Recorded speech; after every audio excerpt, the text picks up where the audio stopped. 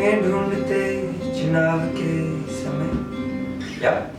That was really. And right now also I sound okay. Now you sound like this is now exactly like the way that it was supposed to sound, right? This is now really like wow. This one was really good. I'm gonna use this also, man. This was really good. These are outtakes. Yeah, this was really good. Yeah. So we've gone through the hello guys, the intro. Moving forward, and we'll go live in 3, 2, 1.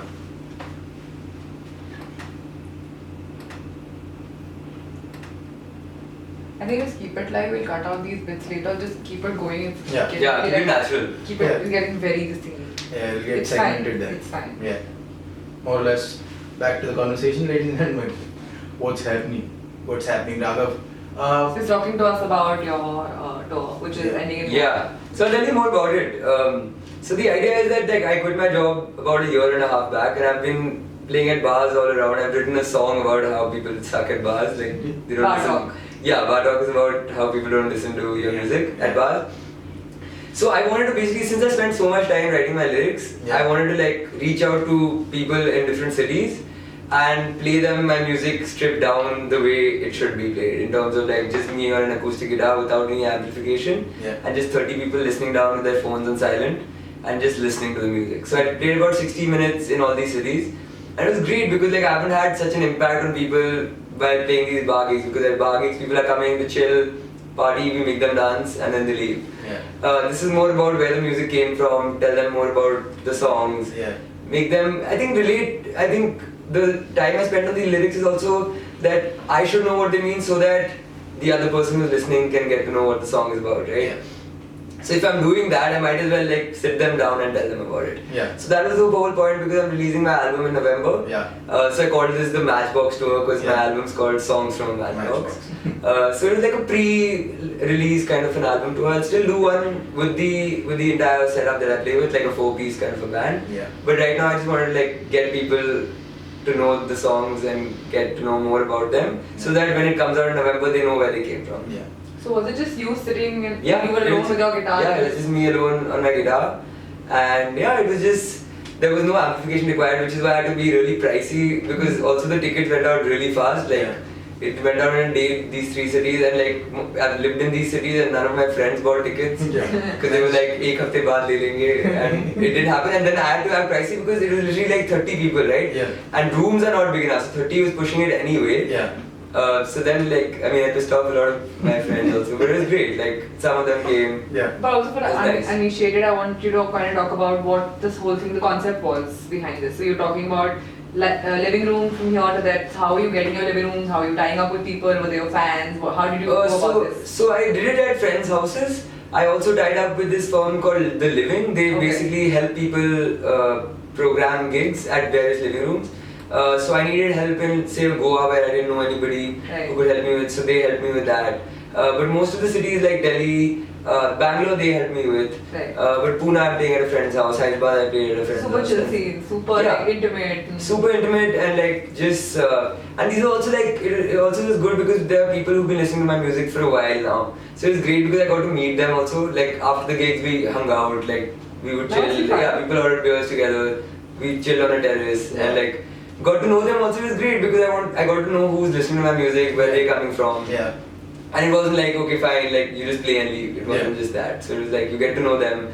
It's great because now we connect. Like it's I've also been talking to a lot of people on Instagram for a while now. Like they tell me about their music and like stuff like that, what kind of music they listen to. So it's great to like meet them up close and personal, in person, and talk more about just life. And that must have been so like, because that's what I think, you know.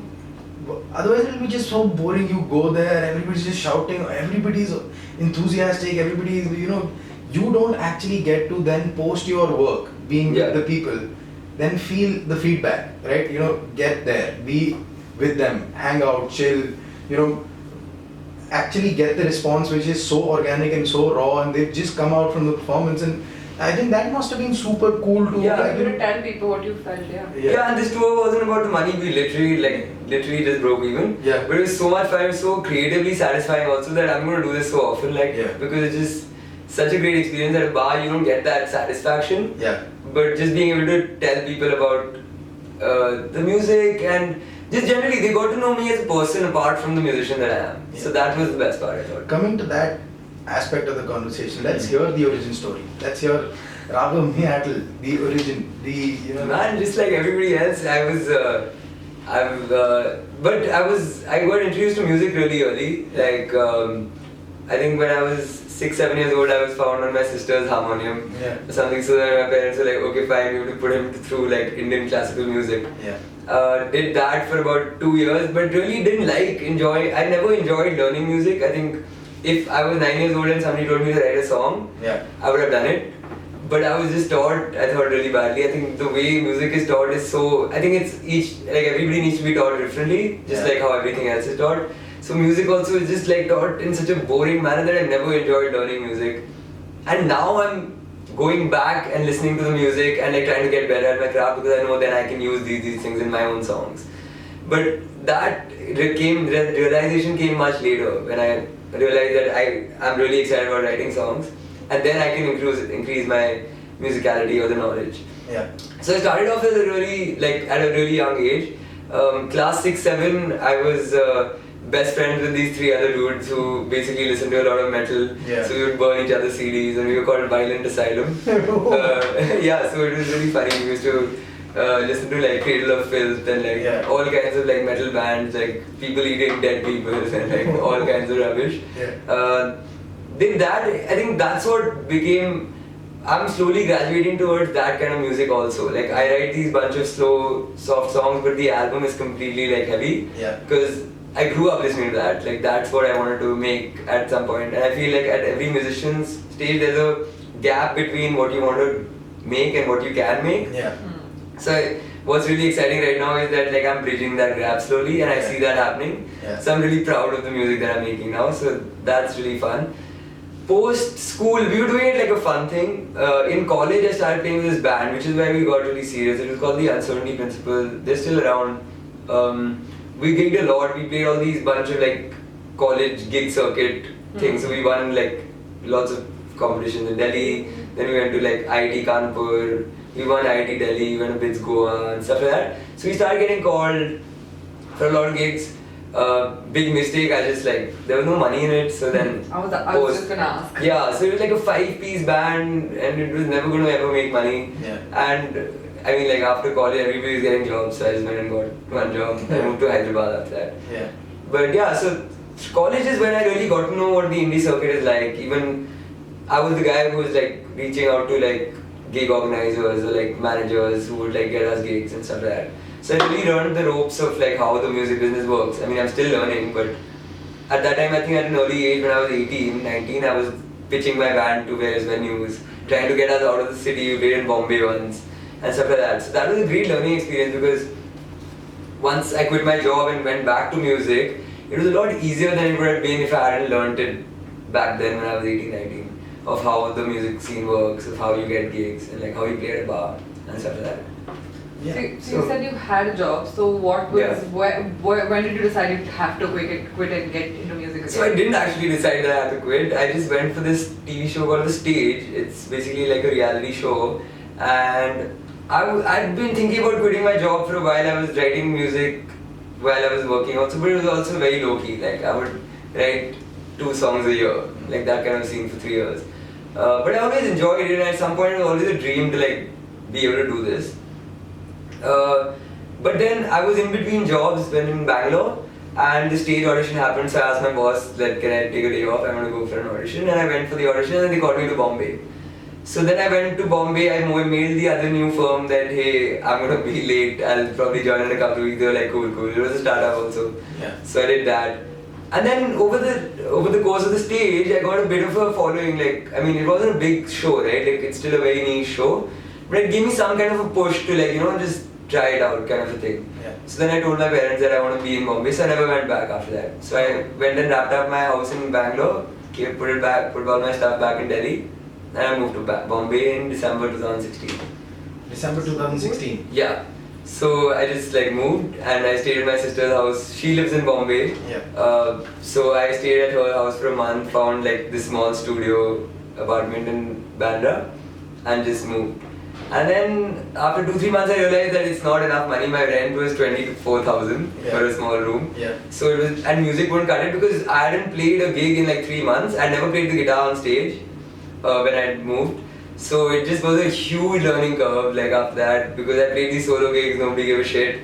But because of the stage, I still got a few gigs, right? Yeah. And initially after the stage, I was getting these gigs, but they were all like cover gigs, like full cover set, like Coldplay, this, that, like those kind of gigs. And I actually had a decent budget for it, but I did 2-3 of those and I was like, shit. But that was satisfying. That's like, can't keep doing other people's. Yeah, and it wasn't only that, I've also felt that it's unsustainable in terms of like, I can't be doing those when I'm 35, like, you know what I mean? Yeah. Like somebody else would come and do those who's 25 years old. Yeah, exactly. Who's probably got to come off another TV show and who's got the buzz there at that time. Yeah. So it was also like a logical decision. But at the same time, I was doing decently well at a job. I didn't want to like leave it to just do like these kind of bar gigs. Yeah. So that was actually a big decision for me, because it went from like playing big gigs with 5 members who were like session musicians to like playing these solo gigs to start off with, and really building it from scratch, like playing like 3-4 free gigs. Even though I was on a TV show, I played those free gigs because I was like, I want to play my own music. Yeah. So I would go play these gigs like twice a week, come back, tweak those songs, go play them again, come back. And over time it became good, right? Like you have to suck those first 15-20 shows to like become better, and I became more confident, of course. Like it was just getting better and better. And slowly I got a bigger budget, so then I hit up people in Bombay. I got a cajon player who used to play cajon with me, this guy called Hitesh. Then I got a bassist with me, so then it became like a 3-piece set. Then I started getting a bigger budget, so now I play with a 4-piece band. Like there's a drummer. You got back into the band again. Back in it, but it's our music. Like when I'm playing a 1.5 hour set, we play like 2-3 covers. The rest of the 12 songs a night. But you have to play. Why do you have to keep playing covers? So right now it's also conscious decision, because see, right now my music is not out there. Like there are 4-5 songs out, but it's all new music, right? Right. So you want some kind of relatability. Okay. Once I know that there are 100 people coming to listen to only my music, then I'll play only my stuff. Makes sense. But I feel like throwing in a couple of covers just adds to that relatability, people, yeah, true. where people can be like, oh shit, I've heard that song and he did it really well, so maybe let's listen to his own music. So that's the whole idea. Quite but smart. but the whole thing is that the covers that we play, we also redo them our own way. So I don't want to play them exactly the same way, then what's the point? Yeah. So we try and do them our own way and stuff like that, which is also like, people identify with that also. Right. When they think of it like my version of the song. Yeah. Yeah. So it's cool. So, that also kind of brings me to the fact that, these reality shows, the TV, the fame and all of this, and the art, 2 different roads altogether, right? And you must have experienced them in a way that, each of them, even though connect to each other and, help you grow as a professional, as a, musician and so on and so forth. But there is a certain kind of, draw to music that is so raw, that when you're doing 30-seater, city gigs, that, you're sitting just literally with people in a room and you have your guitar and people are just like, okay, do your thing. I'm just sitting and listening. So, there's a certain kind of satisfaction that comes from it, right? And, the stage, the covers, or like when you said that's a conscious decision to do the covers. And my question here is, wouldn't it be better if you started infusing, your music with some sort of, covers, or you do that compilation and you relate there? Maybe what I'm trying to say is something like a Sanam? Yeah, is that what you're saying? No, I'm just saying, no, I'm not. I'm not saying the cover route, that the other persons have taken or other musicians have taken. I'm just saying there's a lot of relatability to pop culture. So if you do a spin-off is the word I've been looking for. So what if you do a spin-off, where you do these songs and you spin them and there's a lot of relatability, but there's also the originality of you doing it. So that's what, like, I've thought about that, so that's happened to me a lot, like lots of people have told me that. So how I look at it is that the reason why I go all out with my own music is because that thought of it being my own and not being somebody else's is what drives me. Yeah. Like that's what makes me do whatever it takes to make it that like product, you know what I mean? Yeah. So a lot of people like put out their covers on YouTube and they're really well done. Yeah. Right? They are really well produced, they're really well sung, they're recorded really well, and then after that the video is shot beautifully and it's a great concept and stuff like that. That doesn't excite me at all because like I would go that length only for my own music. Yeah. I won't do it for a cover because that just doesn't excite me. And there's nothing wrong with a person who's doing that. It's just like priority, right? Yeah. For me, that's not my priority because that doesn't excite me. So why do something which doesn't excite me? Of course, for popularity, you do things, right? Yeah. But that's what, like, I'm just trying to do what I can right now and try to do it differently. Of course, if it doesn't work, of course, I'll try and like figure out other things also. Yeah. Right now, I feel like I haven't even put out an album yet. Like, that's like, somebody told me this, which I thought like stuck with me. It's like a painter without a painting. Like, that's usually like a musician without an album is that. Like, for me right now at least. So I want to put that, do my basic, like put out 8 songs and then see how it goes and then see what else I could do. The Hindi idea has been in my head for a while because I feel like I can reach so many more people and it's not like my Hindi is bad. I went to the school called Sadabdil where we had Hindi medium till like class 5. So you learn Hindi till class 5 completely. I do my math in Hindi. And then over time they switch you. Math in Hindi? Yeah, like I do ek ekam ek, ek duni do, ek tiya teen. Are you serious? Yeah.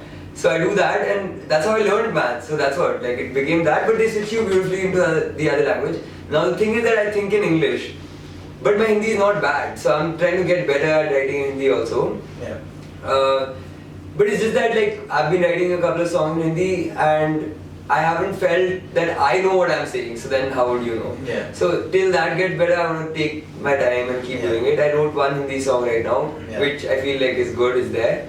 But over time, it's a big landmark for me also because I feel like now I've done one song, then it'll just get better after that. Like how it comes. So are you almost translating your songs, or are you like... No. I'm thinking in Hindi, but it takes a lot longer. Right now, effort to consciously write in Hindi and then think that way. Exactly. So that's what takes a while, and it's not even about the grammar because it's not like even my English is not like complicated. The lyrics aren't complicated, but it's at least saying something. Right? For me, it's that. Like if I can say something new or something that is unique, then I would say it. So that's what. Like with my English music, like I can write at will now. Like I've been doing it for the last 5-6 years now. And you tell me something to write about and I can figure out a new way to say something in that, or with a song with a melody in it. But with Hindi I'm not there. But it'll happen because I've started that process now.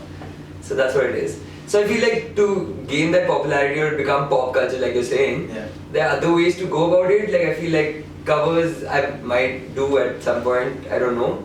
But I feel like that doesn't excite me that much. So right now I just want to do things that excite me, and if I'm broke as fuck or like if I really need to do it, then I'll do it. Yeah. No man, I sincerely, by the way, would love to like keep telling you that keep doing your thing. It's really good. Like even before the podcast, I'm just repeating this. It was amazing, man. It was really good. You can listen to your songs all the way here. Listen to it in the office. You should listen to the album. I can't wait to.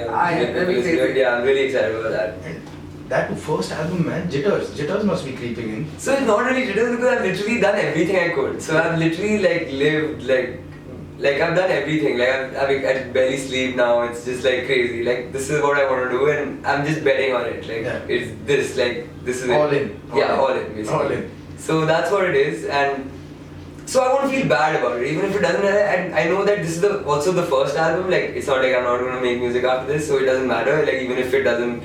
But the amount I've learned by just like being in the studio for that long or coordinating with 6 other musicians who played on it, I've just learned a lot. I know the second album is going to be better. Fine if this doesn't do well, but I'm also really excited about this. So I have a feeling it'll do well. But at the same time, even if it doesn't, I'm not going to be that upset because I have learned too much out of this. Like it's been mad. I'm pretty sure everybody who follows you shares the feeling that this album is going to go do well. Let's see. Yeah, because, I think there's a certain sense to your lyrics which is so independent. There's so much curiosity that you display with your emotions. And then when I kept hearing you in the last part of the conversation when you say that I get to say something. There's a conveyance factor to your music that you would really want to convey the message, right? Which is why I spend so much time on writing my lyrics. I feel like it's really. That's really like stupid to say, but like I feel it's very well thought through. Like every word that is on the album is like there's a reason why it's there. So I feel like that is something that it's not like a lazy process. That is something I go Really like deep. yeah, like even if it means like locking myself up for a while and stuff like that, I do that to make it very that I'm proud of it. Like So basically the do you product, have yeah. like a consistent process that you Yeah. follow for your writing? No, I'm always writing. I'm literally always writing. Like it's amazing. Like I've been writing stuff for the last 5 years, and I've just made a point to write something every day. So I just like my notes are full. Like I have like diaries full of stuff that I've just written over a period of years, and now it's just getting easier because I'll somehow think of the same themes over time, and I'll be like, oh no, I wrote this sometime back, so I'll just go back to it. I don't know if you follow me on Instagram, but I've been doing these like poems, Yeah. like these lines Yeah. I just put out. Lines, I Yeah, so those are all like old stuff also that I keep putting out now because it's just there, like it's just there, and maybe like if I put it out, then maybe I'll get excited to write again about that Yeah. because it's like new perspective, 2 more years, 3 more years. So it's You just look there. back and you're like, oh yeah, that could have Yeah, been like I done could differently. exactly. So that's the idea, but that's where I'm at now with my music in terms of like I have a lot more songs that are not on the album also. So it's not like I can go record 2 months later and do another album because there's so much music that I have now. So it's amazing. Like it's a great feeling Abundance of because music is always like, it's crazy, dude. yeah, because like what is really scary is the writer's block for me. Like how do you do that? Like you call yourself a musician and then you can't write. That's really scary. But thankfully, like it just keeps flowing, so it's good. I think you had a question for that writer. Yeah, I was gonna answer his answer. Yeah. Yeah, it's really scary. I'm really scared. I had that for about 2 months. So when I moved to Bombay, I was telling you guys, like it was so expensive, and then I worked 3 days a week for like about 7 months Yeah. because it was too hard. Like I had to survive. Yeah. And that time, like for the last 2-3 months, I just couldn't write. So I just quit. I just quit my job, and then thankfully, like money also started coming in. So I was like, okay, cool, it works. But yeah, those 2-3 months are really hard because I would sit down and I just realized that for writing also you need that clarity or your mind space or like your thing. Like a lot of people ask me whether you should quit your job. I think that's not important. As long as in your head you can write even with a job, I think that's fine. For me, I need that time. Like it's a time it's a process. Time with yourself, I think that's time with yourself to think, man. Like it's just like if you're just doing things, you're getting up and like leaving for work and coming back. You don't get time to think about things, and then how do you express yourself? I write poems, so I have Keep. I'm not really technologically very advanced, but so I write like 3 lines, then I write 3 more lines, then 3 more lines, and I never get back to it because there's so much shit to But that's do. good. Like it's fine. Like sometimes I write, even if I write every day, I'm not writing amazing shit. Like it's sometimes it's just garbage. Like I listen, I'll be really excited about it. Then the next morning I wake up and I'll be like, what? Charlie Kata bhai. Yeah, what were you thinking? But that's good. Like I feel it just helps so much to be able to write. Get it out every there, I day. guess. Yeah, you have to. So it's the same thing, right? You need to play 15 shows to get good.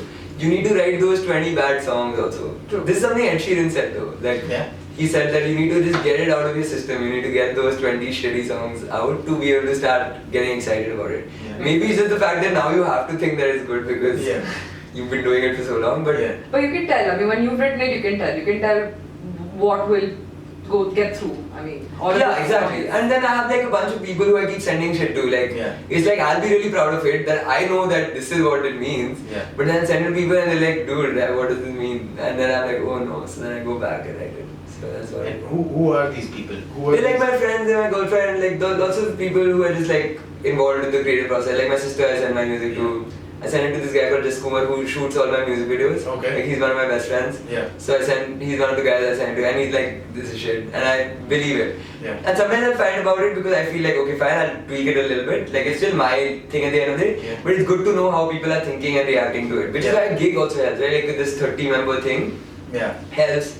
But then I played 2-3 shows before that to see how people are responding, and I tweak my set to be able to do these 7 shows. Yeah. But this must have been also really good that within a span of 10 days, the Matchbox tour is taking you through 8 cities? 7 cities. Sorry? 7 cities. 7 cities. 220 people. Yeah, 7 cities, 220 people, maybe 10 days, I'm presuming 10 days.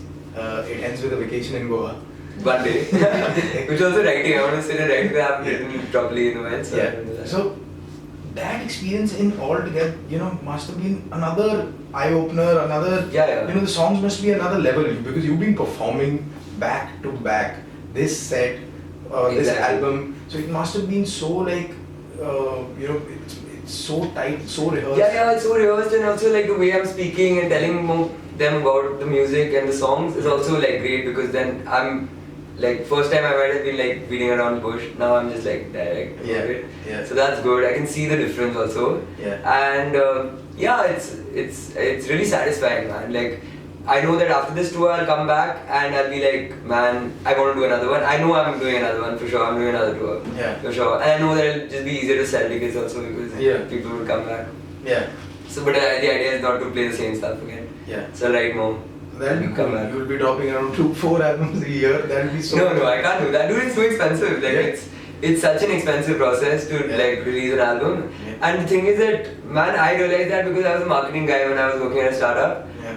And that's the problem. Like, you can make the best music, but it will reach nobody if you don't have a strategy to like release it. Yeah. That's the unfortunate part also. Yeah. So I could put out 2 albums if I had the money also, but I won't do that because you can't do justice to that. You need to let those 8 songs sink in. How do you reach those 10,000 people to listen to the album? Because otherwise there's no point, right? Yeah, that's true. That is, in fact, I think, even though I might be greedy for those 4 albums together, but it'll just be a lot of fun to have, independent music cropping up in the Indian scene, especially now, because I'll be honest, after a point of time, you also get sick listening to the pop stuff, right? It just gets repetitive. It's either, the really hype songs, there's the really mellow songs, and then when this independent music comes, this is something that is completely an entirely new story to your head, and you're just like, oh, okay, what was that? First question is, what was that? Second question is, okay, I liked it, maybe listen to it. And it's also you, right? Like, it's also around, like, I've grown up in the same environment as you guys have. Yeah. So it's like that relatability comes more, right? Like,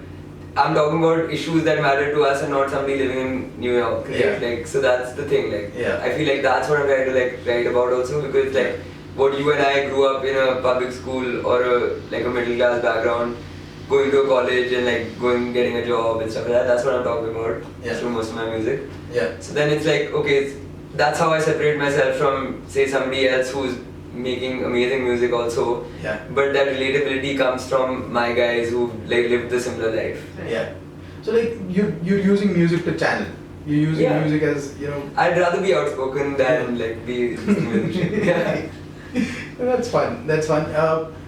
Moving on, how have friends and family been reacting to this journey?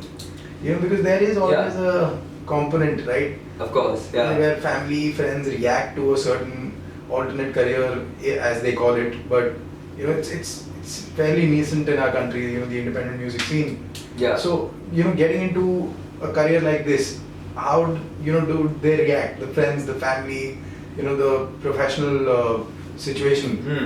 What is it like for Raghav Meattle to navigate the waters, of the music profession?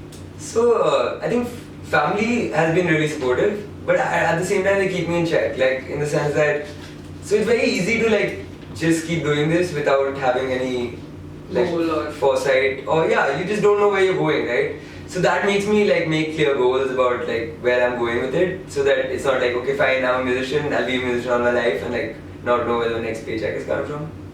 Yeah. So that's, I think, so we'll have to cut here for like a minute. Yeah. Uh, Can I also go pee and come? Yeah, please.